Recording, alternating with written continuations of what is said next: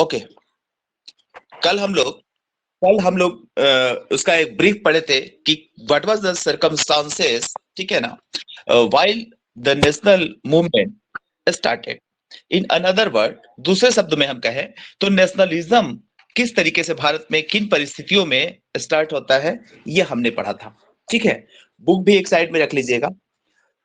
तो ऑब्वियस सी बात है, उसमें मैंने पूरी एक ब्रीफ स्टडी आपको दे दिया था कि 1857 के रिवोल्ट का फेल होना और उसके बाद 1915 तक का, यानी कि गांधीयन मूवमेंट जब स्टार्ट होती है 1917, बिकॉज गांधी जी 2 साल, ठीक है ना, डिसाइड करते हैं कि कौन हमारा पॉलिटिकल गुरु होगा। दैट्स वाई मैंने ये भी कहा था कि जो थर्ड फेज है उसको 1917 से और कुछ बुक में 1915 से मिलता है, आप 1917 मान के चलिएगा।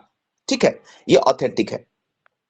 उसके बाद हम लोग ये पढ़ रहे थे कि यहां से मैंने स्टार्ट किया था कि वर्ल्ड वॉर की सिचुएशन क्या थी।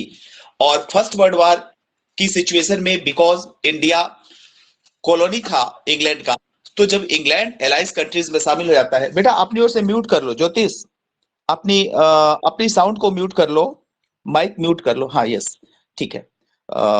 तो क्रैकलिंग आने लगेगी ना रिकॉर्डिंग में।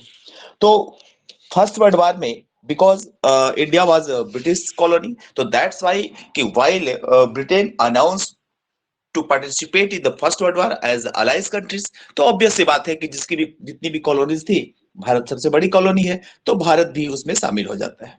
ठीक है, बल्कि ये डिटेक्ट किया गया भारत में कि ये विश्व युद्ध हम लोगों पर थोपा गया है। भारतीयों ने ये कहना शुरू किया, और सही बात भी था, क्योंकि हमें डायरेक्टली विश्व युद्ध से लेना देना नहीं था।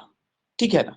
इसके आगे हम लोग, अब आप अपने बुक के सेकेंड पेज पे जाइएगा तो उसमें मिलेगा फर्स्ट वर्ल्ड वॉर, खिलाफत और नॉन कॉपरेशन मूवमेंट। ठीक है, तो यहां से हम लोग स्टार्ट करते हैं कि सबसे पहले कल मैंने एक और एपिसोड बताया था कि किस तरीके से जब फर्स्ट वर्ल्ड वॉर स्टार्ट हुआ, उसके बाद भारतीयों को Indian were force to recruit as military and they were sent in the world war. भारतीयों को जबरदस्ती भेजा गया।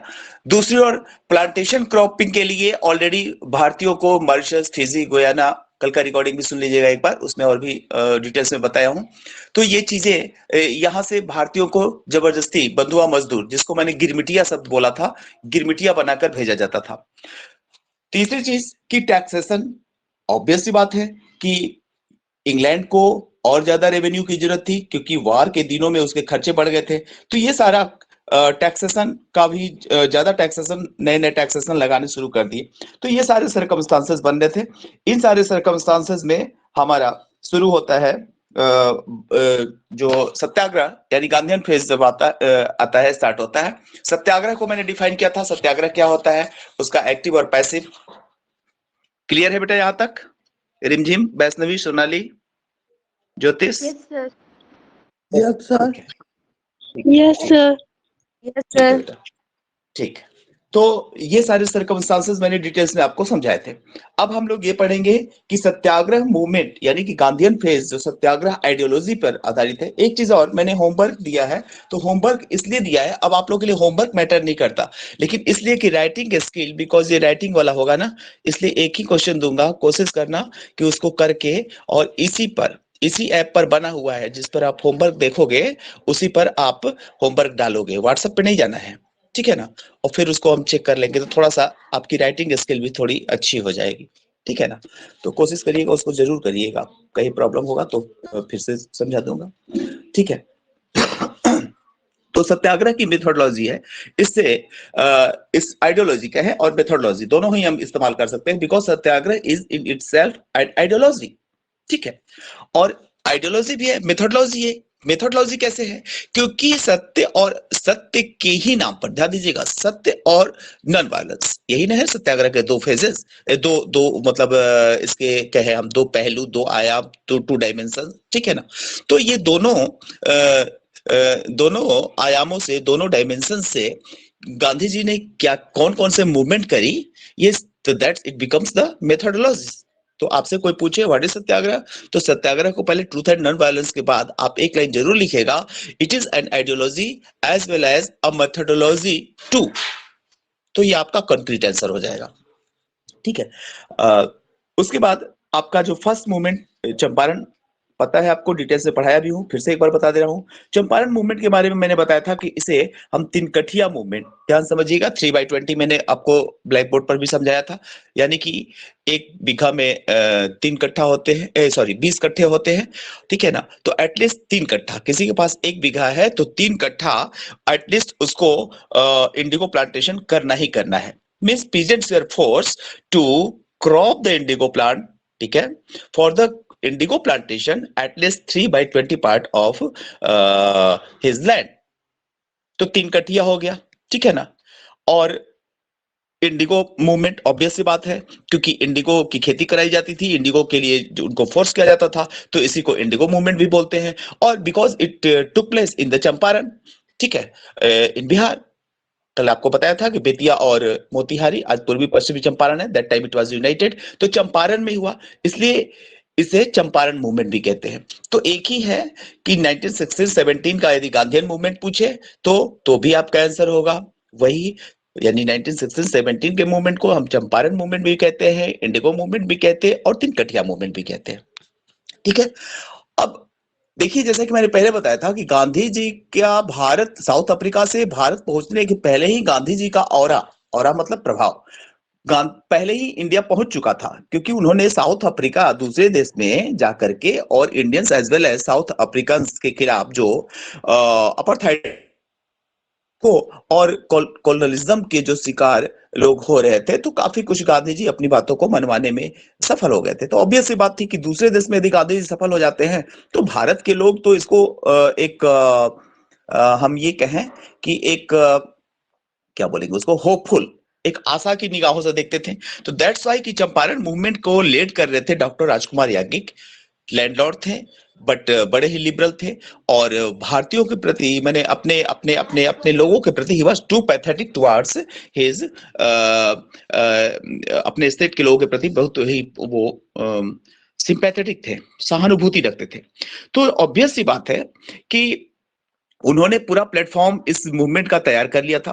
वो गांधी जी से मिलते हैं दिल्ली में, और यहीं पर गांधी जी को वो अपनी लीडरशिप, गांधी जी से वो रिक्वेस्ट करते हैं, ठीक है ना, और गांधी जी को ये मूवमेंट वो लीड करने के लिए आग्रह करते हैं, गांधी जी तैयार हो जाते हैं। तो इस तरीके से चंपारण की बात होती है बाद में, बाद में, ठीक है। और ऑब्वियस सी बात है कि इस मूवमेंट में गांधी जी को सफलता मिलती है। नेक्स्ट जो मूवमेंट होता है वो खेड़ा में होता है, और खेड़ा का मूवमेंट जो है ये भी पीजेंट मूवमेंट है, यहाँ पर टैक्सेशन को लेकर के होती है। अहमदाबाद में है खेड़ा, ठीक है। नेक्स्ट ईयर यानी कि 1917 का ये कंप्लीट ईयर है। और देखिए, हिस्ट्री में एक चीज फिर से आपको क्लियर कर रहे हैं, क्लास में भी कई बार क्लियर किए हैं कि कई बार क्या होता है कि डेट को लेकर के बच्चे कंफ्यूज हो जाते हैं, तो आपको कंफ्यूज नहीं होना है। जैसे चंपारण मूवमेंट 1917, ठीक है ना, लेकिन शुरुआत हो रही है 1916, तो आपका जैसे सेशन चलता है ना 2001 2002, बस ऐसे ही समझ लो, एक कोड की तरह। तो ये मूवमेंट जो है वो 1916-17 बोला जाएगा। क्लियर है सोनाली? सोनाली, वैष्णवी, रिमझिम? Yes, sir. ओके बेटा, Yes, sir. ठीक, Clear है। ओके, ठीक है। तो सर इसके बाद लेकिन क्या हुआ वैष्णवी? अगर हम लोग चंपारण मूवमेंट लेकिन 1917 में ही बोलेंगे ना? हाँ नहीं, आपको जब एग्जैक्ट पूछा जाए, जैसे मान लीजिए एमसीक्यू की तरफ पूछा जाए कि एग्जैक्ट देगा तो 17 लिखिएगा, और जब आपको सेशन लिखना हो, मैंने ये लिखना हो, जब आप तो लॉन्ग क्वेश्चन लिखोगे ना बेटा, तो इसकी शुरुआत आप 1916 में ही गांधी जी मिलते, वो राजकुमार याज्ञिक मिलते हैं गांधी जी, ठीक है ना। ये मूवमेंट सफल होता है पूरी तरह से 17 में, यानी 16 का लास्ट और 17 का। तो राइटिंग में जब भी हो तो इट स्टार्टेड फ्रॉम इन 1916, ठीक है। It was initially led by Dr. Rajkumar Yagik. Ultimately, Rajkumar Yagik shifted it to Mahatma Gandhi in the last month of 1916 in Delhi में मिलते हैं, and ultimately in the Gandhi leadership it became successful in 1917. Clear? Yes, sir. Yes. ठीक, कहीं दिक्कत हो बेटा, कहीं दिक्कत तो वही वही पूछिए, कोई घबराने की बात नहीं है, एकदम छोटा छोटा करके समझाता हूँ, ठीक है। और नेक्स्ट मूवमेंट जो है आपका अहमदाबाद। अहमदाबाद में आपको मालूम है ये कॉटन मिल स्ट्राइकर्स हैं, ठीक है ना। और देखिए, मिल स्ट्राइकर्स के पीछे कई कारण थे, इनकी सैलरी, इनकी वर्किंग आवर, ठीक है ना, और बहुत सारी, इनको एक तरीके से कहा जाए, ये सारी तो चल ही रही थी, साथ ही साथ जैसे कि हम पढ़े कि ब्रिटिश की पॉलिसी टुवर्ड्स इंडियन क्या होती थी। तो ये सबका एक क्यूमुलेटिव यानी कि एग्रीगेट रूप दे करके ये यहाँ पर हम देखते हैं कि ये मूवमेंट स्टार्ट होती है और गांधी जी को इस मूवमेंट में भी सफलता मिलती है। तो गांधी जी के ये तीनों फर्स्ट फेज के फर्स्ट जो सत्याग्रह के प्रयोग है, आपसे कोई पूछे तो सबसे पहला शुरू होता है चंपारण, फिर खेड़ा, फिर अहमदाबाद। ठीक है, हालांकि आगे के पूरे मूवमेंट भी सत्याग्रह पे चलेंगे, गांधीयन फेजिंग है 1970 टू 47। तो ऑब्वियस सी बात है कि चाहे आगे हम लोग नॉन कॉर्पोरेशन अभी पढ़ने जा रहे हैं या मान लीजिए सिविल डिसोबीडियंस पढ़ेंगे या 1942 का क्विट इंडिया मूवमेंट पढ़ेंगे, ठीक है ना, ये सारा मूवमेंट ही चलेगा गांधीयन फेज, पूरी टोटल गांधीयन फेज या third phase of the Indian National Congress movement which led under the leadership of which was led by Mahatma Gandhi. ठीक है ना, it is based on the ideology of satyagraha but it's initial. तो यदि कोई पूछे तो चंपारण, पहला चंपारण नाम डालिएगा, केवल एक पूछे तब तो चंपारण, और यदि इनिशियल मूवमेंट्स पूछे तो आप तीनों डाल देंगे, चंपारण डालेंगे, फिर खेड़ा डालेंगे, फिर अहमदाबाद डालेंगे। ठीक है, तो दो, जिसमें दो फास्ट पीजेंट मूवमेंट है और तीसरा जो है वो मिल स्ट्राइक, मिल वर्कर्स का है। ठीक है, आगे आपका मिलता है रॉलेट एक्ट। ऑब्वियस सी बात है कि रॉलेट एक्ट के बारे में मैंने आपको पहले भी बताया है, फिर से एक बार क्लियर कर दे रहे हैं रॉलेट एक्ट क्या था, किस सिचुएशन में शुरू हुआ। तो रॉलेट एक्ट को भारतीय लोगों ने इसको काला कानून कहा। क्यों काला कानून कहा? क्योंकि यहाँ पर सबसे बड़ी बात ये थी कि इस कानून में एक प्रोविजन किया गया था, सर जॉन रॉलेट नाम है, ठीक है, जिसके नाम पर ये कानून बना है। और इस कानून में एक प्रोविजन था, on the base of any suspicion, यानी किसी आशंका पर, किसी केवल डाउट के आधार पर, ओनली बेस ऑन डाउट, ठीक है ना, any Indian may be captivated, किसी भारतीय को गिरफ्तार किया जा सकता था कि ही इज इंडल्ज्ड, ध्यान समझिएगा, कि वो indulged against the British system, कि वो भारत में ब्रिटिश राज्य के खिलाफ कोई मूवमेंट कर रहा है केवल शक के आधार पर, इसलिए इस कानून को काला कानून कहा गया। और दूसरी बात कि इसके लिए ये प्रोविजन किया गया कि इसके लिए अगस्त में इसके एजिटेशन में लोगों ने कहना शुरू किया कि इस प्रोविजन की सबसे बड़ी खासियत ये थी कि नोबडी कैन मेक, कोई भी व्यक्ति अपना वकील नहीं रख सकता था। जाहिर सी बात है, जब कोई वकील नहीं रख सकता था तो इसलिए इसको कहा गया कि नो प्लीडर, हिंदी में कर दे रहे हैं, न वकील, न अपील, न दलील। भाई जब आप वकील हायर करते हो तभी तो वो आपके लिए अपील करता है, और जब अपील करेगा तो कोर्ट के सामने दलील पेश करेगा, आर्गुमेंट पेश करेगा। मींस आप प्लीडर नहीं रख सकते थे, ठीक है ना। Indian had no right to challenge against this law and to hire a pleader who may give application for an appeal, ठीक है ना, for the release from the captivation and to make argument before the court. ठीक, और दूसरी बात कि बिना कारण बताए गिरफ्तारी भी कैसे होनी थी, केवल शक के आधार पर, यानी बिना कारण बताए, बिना किसी वारंट के।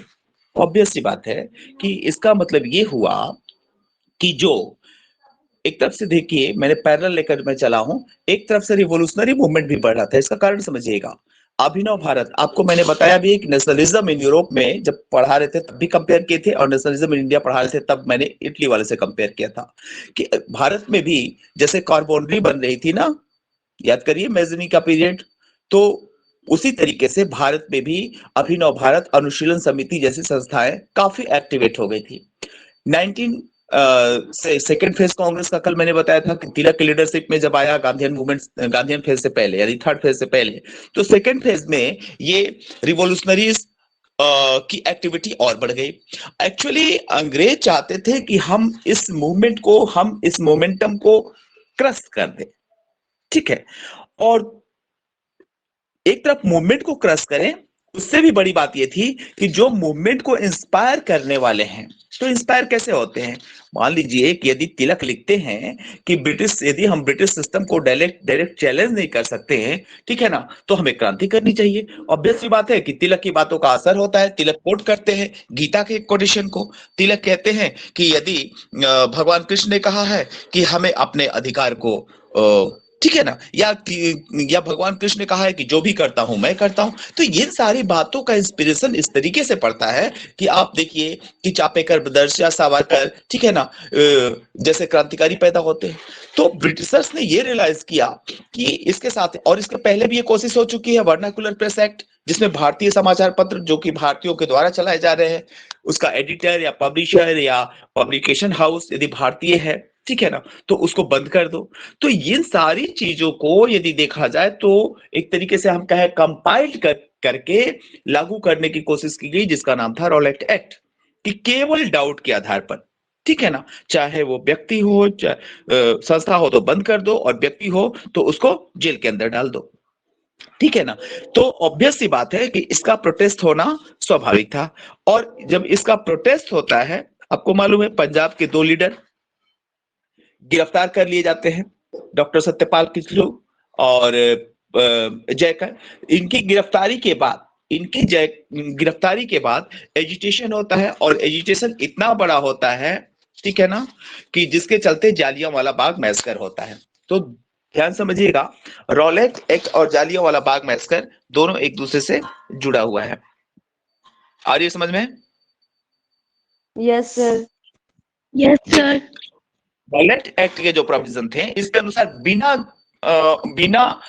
वारंट के, केवल शक के आधार पर एटलीस्ट 2 सालों के लिए किसी व्यक्ति को जेल में रखा जा सकता था। अब 2 साल का पीरियड तो बहुत लंबा होता है, और रिवॉल्यूशन की जो एक ज्वाला जो चल रही है उसको ठंडा भी किया जा सकता है। तो ये सोचा समझा प्लान था, ठीक है ना, अंग्रेजों का। ऑब्वियस सी बात है कि इसके बहुत भारतीयों में एजिटेशन होता है, और इस एजिटेशन के चलते जगह जगह नेताओं की गिरफ्तारियां होने लगी, मार्शल लॉ लागू कर दिया गया, एकदम इसको ब्लैक लॉ कहा ही गया है। यदि देखिएगा तो पूरे ब्रिटिश पीरियड में भी इस लॉ, यही एक लॉ है। लॉ तो बहुत खतरनाक बनाया अंग्रेजों ने भारतीयों को क्रश करने के लिए, मूवमेंट को क्रश करने के लिए, लेकिन ये ऐसा लॉ था जिसको ब्लैक लॉ शब्द इसको नाम दिया गया है, ठीक है। तो ऑब्वियस सी बात है कि इसके एजिटेशन में जालियांवाला बाग ट्रेजेडी होती है। और जालियांवाला बाग ट्रेजेडी आपको मालूम है कि ये बैसाखी का दिन रहता है। ऑब्वियस सी बात है कि बैसाखी के दिन पंजाब का बहुत ही होली फेस्टिवल माना जाता है, और उस दिन वैसे भी मेले की भीड़ रहती है। उस भीड़ को जब एड्रेस करने के लिए भारतीय नेता होते हैं, और वहीं पर 13 अप्रैल 1919 की एक घटना है, ठीक है ना। वहां पर जनरल डायर, ध्यान दीजिएगा इसमें 2 नाम है, फिर से एक बार रिपीट कर दूं, ओडायर और डायर। तो डायर जिसने गोलियां चलवाई थी, ठीक है ना, और ओडायर वहां का राज्यपाल है। तो जनरल डायर ने जालियांवाला बाग, यदि आप में से कोई गया होगा तो देखा होगा, और अभी तो मोदी जी के पीरियड में उसको 2 साल पहले और अच्छा कर दिया गया है। उसके चारों तरफ के रास्ते को ब्लॉक कर दिया, और कई राउंड गोलियां चलाई, जिसमें हजारों लोग मारे गए। और पुलिस के जो सरकारी आंकड़े के अनुसार 400 का फिगर दिया गया, लेकिन मरने वालों की संख्या कई हजार थी। बहुत सारे, वहां पर एक कुआं बना हुआ है, यदि आप गए होंगे तो देखे होंगे, जाइएगा तो देखिएगा, बहुत सारे लोग डर के मारे उस कुएं में गिर जाते हैं। तो इस तरीके से ये बहुत बड़ा नरसंहार की घटना थी, ठीक है। और इसका एजिटेशन, इसका रिजल्ट क्या होता है? इसका रिजल्ट ये होता है कि सबसे पहले तो Gandhi ji himself as well as और भी लोग, जो अंग्रेज लोग क्या करते थे ना, कि बहुत सारे भारतीयों को खुश करने के लिए कोई कोई टाइटल दे देते थे, ठीक है। तो गांधी जी ने अपनी टाइटल सर की लौटा दी। नाइटहुड की उपाधि दी गई थी रविन्द्रनाथ टैगोर को, उन्होंने लौटा दिया। ऐसे ही बहुत सारे भारतीयों ने पहली बार देखते हैं हम कि टाइटल्स का लौटाना शुरू होता है, ठीक है। टाइटल्स लौटाने की पहली घटना यहाँ पे दिखती है। दूसरी चीज सबसे बड़ी बात ये हुई कि भारतीयों में एक नेशनलिज्म की पैशन, जो फिर से रिपीट कर रहे हैं, नेशनलिज्म की स्पिरिट जो स्वदेशी मूवमेंट से स्टार्ट हुई है, एक बार फिर से और तेजी के साथ दिखती है, ठीक है ना। यानी कि द स्पिरिट ऑफ नेशनलिज्म, ये इट बिकेम टू वाइडेड एंड डीपेंड, यानी और गहरी होती गई, ठीक है। तीसरी बड़ी चीज कि यहाँ पर हम आगे देखते हैं कि गांधी जी का हमारा जो नेशनल, या यूं कहें कि गांधी लीडरशिप में इंडियन नेशनल कांग्रेस का जो मूवमेंट है, वो और बड़ा होकर के और इफेक्टिव होकर के और मैसिव, यानी कि ज्यादा लोगों को कवर करते हुए मैसिव और मैसिव होकर के दिखाई देता है। ठीक है, तो जालियांवाला बाग अपने आप में एक टर्निंग पॉइंट घटना है, या यूं कहें कि रॉलेट एक्ट और उसका रिटेलिएशन होना, उसका काउंटर के रूप में जालियांवाला बाग का बस्ट होना, ये दोनों घटना मिलकर के भारतीय राजनीति में भारतीय Indian Indian war of independence में, इंडियन नेशनल मूवमेंट में, ठीक है, it is a milestone, it is a turning point which affected Indians too much, which forced Indian to reconsider about the movement. And the movement in coming days will be too widened, too deep, as well as too massive. Clear? Yes, sir. Okay. किसी को कोई doubt? रिमझिम का network cut रहा है क्या? No, sir. अच्छा ठीक है, मुझे अच्छा किसी और का है कोई एक मुझे लग रहा है किसी का कट रहा है या ओके ठीक है, ठीक है, ओके। असल में मैसेज भी आते रहते हैं ना इस पे। ठीक है, अब आगे हम बढ़ते हैं। तो ऑब्वियस सी बात है कि इसके बाद जो सबसे बड़ी घटना है या वो खिलाफत से शुरू होगी। खिलाफत को मैंने बहुत इजी वे में आपको समझाया था कि खिलाफत कैलिफ, CALIPH, कैलिफ मीन्स खलीफा, जिस हिंदी में खलीफा बोलते हैं और इंग्लिश में कैलिफ लिखा जाता है। खलीफा कौन था? ऑब्वियस सी बात है कि after Prophet Muhammad he was the successor. Khalifa was a name, you समझिए, Khalifa was the name of post who was the Islamic head in both worldly, as a both worldly head as well as the religious head। यानी prophet Mohammad साहब के बाद Islamic दुनिया का जैसे राजा होता है ना, वर्ल्डली हेड का मतलब राजा और रिलीजियस हेड का मतलब जो धर्मगुरु है, तो दोनों ही खलीफा, दोनों ही पावर जिस व्यक्ति के हाथ में होते थे उसे खलीफा कहा जाता था। खलीफा पद का नाम है बेटा, जैसे प्राइम मिनिस्टर होता है, ठीक है ना। खलीफा कोई नाम नहीं समझिएगा। खलीफा मोहम्मद साहब से पूछा गया कि आफ्टर यू, आपके बाद इस इस्लामिक सल्तनत का हेड कौन होगा और कौन हमें डायरेक्शन देगा किसी बात पर, तो इसलिए खलीफा का पद मोहम्मद साहब ने खुद ही बना करके गए थे। ऑब्वियस सी बात है कि इसकी हिस्ट्री बहुत लंबी हो जाती है, क्योंकि ये 7th सेंचुरी की बात होती है, ठीक है ना। और यहां तक आते आते खलीफा बहुत ही खलीफा का पद बहुत ही कमजोर हो गया था। यूं कहें कि एक लंबे समय अंतराल से, अब मैंने आपको कंपेयर भी करके बताया था कि इवन भारत में फिरोज शाह तुगलक के तरफ समय में, मोहम्मद तुगलक के समय में जो खलीफा होते थे वो भारत में माइग्रेट करके आए थे और भारतीय बादशाहों के कुर्सी सिंहासन के नीचे उनको जगह दिया गया था। तो ऑब्वियस सी बात है, it was just a nominal. तो ये 15th सेंचुरी की बात है। सोचिए कि 5 सेंचुरी बाद आते आते खलीफा की स्थिति में कितनी और डिटोरिएशन हुई होगी, कितनी और डिक्लाइन हुई होगी, कितनी और गिरावट आई होगी। ऐसा क्यों हुआ? तो कारण था कि खुद मुसलमानों में, ध्यान से समझिएगा, खुद मुस्लिमों में शिया और सुन्नी बट गया। पहला बंटवारा तो यही हो गया। उसके बाद होली क्रूसेड्स बोलते हैं धर्म युद्ध। तो इस जब क्रिश्चियनिटी का एक्सपेंशन होता है, ठीक है ना, तो क्रिश्चियनिटी और इधर इस्लाम एक्सपेंशन करता है। क्रिश्चियनिटी पहले आई है बेटा, इस्लाम बाद में आया, तो दोनों के एक्सपेंशन में, इस टसल में भी होता है।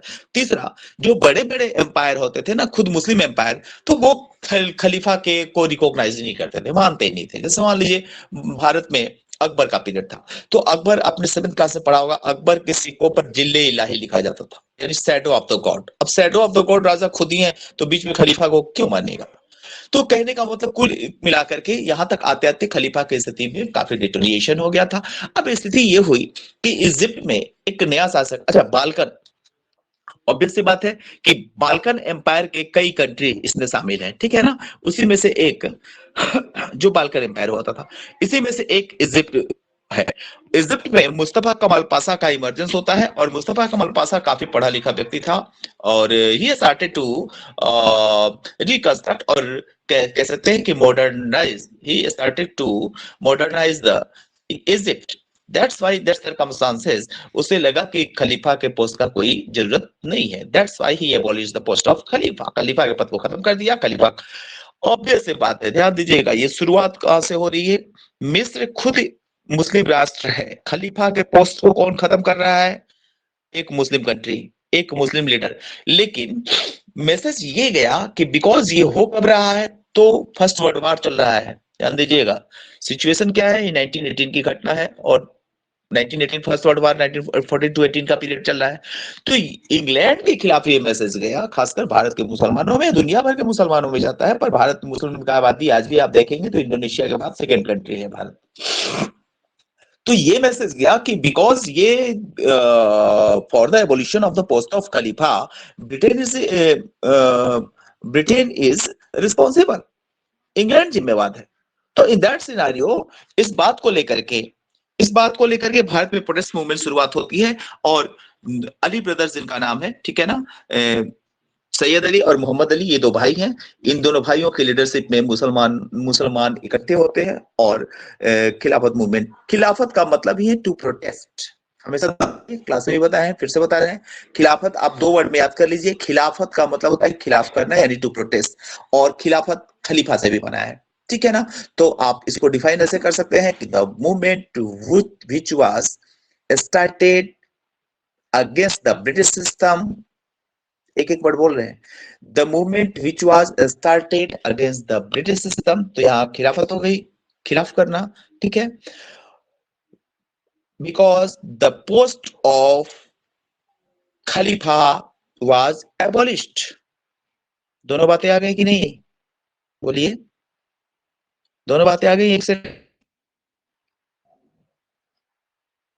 वैष्णवी ने माइक ऑन किया लेकिन ऑफ कर दिया, फिर से समझाना पड़ेगा, फिर समझा रहे हैं। देखो, खलीफा और खिलाफत को जोड़ दो, यानी ब्रिटिश सिस्टम क्या है, ब्रिटिश कॉलोनलिज्म के खिलाफ था, ठीक। Because the post of Khalifa was एबोलिश्ड। एक ही सेंटेंस में दोनों डिफिनेशन आ गई ना, बोलिए,